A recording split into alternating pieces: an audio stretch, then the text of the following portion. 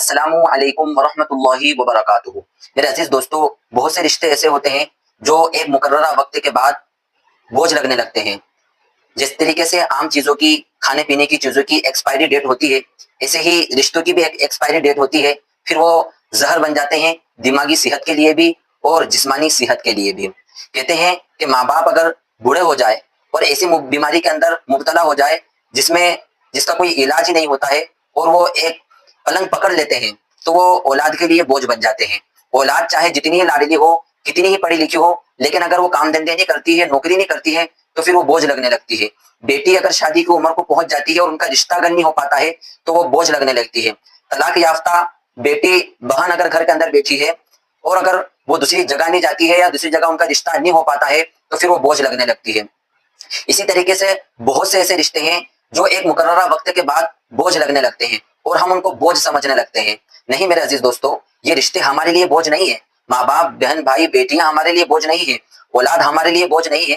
بس ان کو ہمارے پیار کی ضرورت ہے، ان کو ہماری خدمت کی ضرورت ہے، ان کو ہمارے دلاسے کی ضرورت ہے۔ خوش دلی کے ساتھ اگر ہم ان کی خدمت کریں، ماں باپ کی خوش دلی کے ساتھ اگر ہم خدمت کریں، بہن بیٹیوں کی اگر خوش دلی کے ساتھ اگر ہم خدمت کریں، تو یہ خوش ہو کر ہم کو دعائیں دیں گی اور وہ دعائیں ہمارے اوپر ایک اثر پیدا کرے گی۔ تو ہم ان کو بوجھ نہ سمجھے۔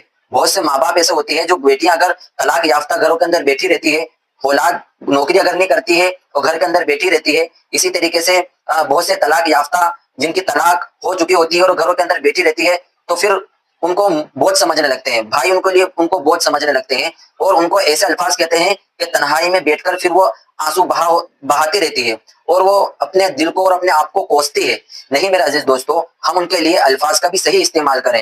ہم ان کو محبت اور پیار کے ساتھ بہن اور بیٹی کو بلائیں، ان کی اولاد کو محبت اور پیار کے ساتھ رکھیں، ان کو ہم دلاسا دیں، صبر کی تلقین کریں اور ماں باپ کو بوجھ نہ سمجھیں، ان کی خدمت کریں محبت کے ساتھ، اللہ کے لیے خوش دلی کے ساتھ۔ اگر ہم ان رشتوں کو نبھائیں گے تو انشاءاللہ ہمارے لیے آخرت میں کامیابی ہے اور اللہ تبارک و تعالیٰ بھی ہم سے راضی ہوں گے اور نبی پاک صلی اللہ علیہ وسلم بھی ہم سے راضی ہوں گے۔ جزاک اللہ۔ السلام علیکم ورحمۃ اللہ وبرکاتہ۔